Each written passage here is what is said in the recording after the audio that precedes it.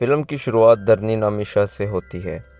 धरनी अपने गांव वीरलपल्ली की कहानी बताता है, जहां कोयले की कानें हैं और लोगों की ज़िंदगी इन्हीं कानों में काम करते गुजरती है। गांव के सभी लोग पियक्कड़ हैं और उनके दिन की शुरुआत गांव की बार से होती है, इसीलिए वो उस बार के मालिक की बहुत इज्जत करते हैं। फिर एक दिन जब सब बार में पी रहे होते हैं तो टीवी पर खबर चलती है कि आज के बाद से शराब पीना और बेचना गैर कानूनी है, जिसे सुनकर सब लोग परेशान हो जाते हैं। इसके बाद बार बंद हो जाती है। अगले सीन में धरनी अपने बारे में बताता है, जब वो नौजवान था, और अपने जिगरी दोस्त सूरी के बारे में भी। फिर वो अपनी महबूबा वनीला के बारे में बताता है। फिर एक पंचायत होती है जिसमें गांव का सरपंच बड़न भैया और उसका सौतेला भाई राजन्ना और शवन्ना अपनी पेशकश बार के मालिक कनगैया के आगे रखते हैं कि जो सरपंच बनेगा बार उसी का होगा अगले 5 साल तक। इसके बदले में वो लोगों को दारू फिर से पिलाना शुरू कर देगा। यह सुनकर बड़न भैया गुस्से से पागल हो जाता है, लेकिन ये देखकर के लोग दारू को तरस रहे हैं और खून खराबे पर उतरने वाले हैं मान जाता है, और दारू एक बार फिर गांव में आम हो जाता है। जब बड़न भैया मर जाता है तो सरपंच की कुर्सी को लेकर राजन्ना और शवन्ना में झगड़ा हो जाता है। राजन्ना मानता है कि जो कुर्सी पर होगा बार उसी का होगा, लेकिन शवन्ना मानता है कि जो बार का मालिक होगा कुर्सी उसी का होगा। शिवन्ना जीत जाता है क्योंकि लोग कुर्सी उसी को देंगे जो उन्हें दारू देगा, लेकिन राजन्ना के हार के पीछे असल हाथ शिवन्ना के बेटे का होता है। कुछ साल बाद धरनी और सूरी अपनी दासू एंट्री मारते हैं और कोयले से भरी हुई ट्रेन से कोयला चोरी करते हैं।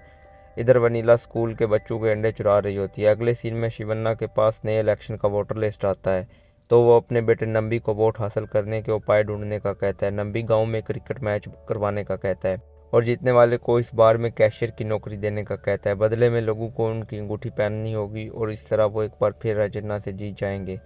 इधर वनीला के घर रिश्ता था, लेकिन वो इनकार करती है और सूरी के पास जाती है और उसे सब कुछ बताती है।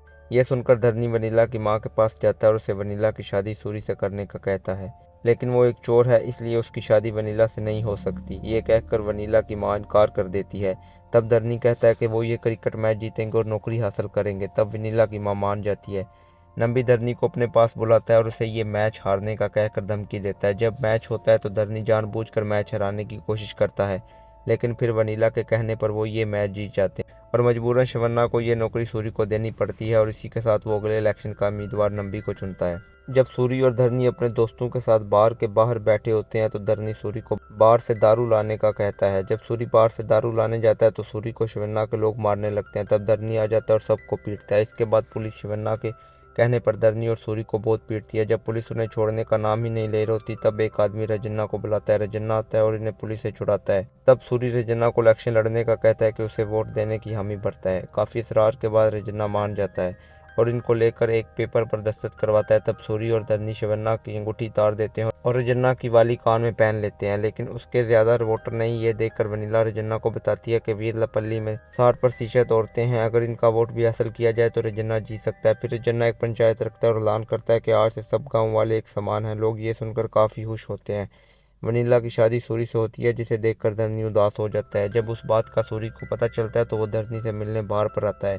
तभी कुछ लोग आते हैं जो शक्ल से बहुत डरावने लगते हैं और वो अचानक धरनी के एक दोस्त का हाथ काट देते हैं। धरनी सूरी और उनके दोस्त बाहर से अपनी जान बचाकर भागते हैं, लेकिन वो एक एक करके सबको मार देते हैं। सूरी और धरनी साइकिल पर इन लोगों से भाग रहे होते हैं। अचानक से सूरी की गर्दन कट जाती है, जिसे देखकर धरनी रोने लगता है। फिर वो अपनी जान बचाने के लिए भैंसों के तबेले में छुप जाता है और यूं वो बच जाता है। इसके बाद सूरी का क्रियाक्रम होता है जिसमें वनीला और सारा गांव रोता है।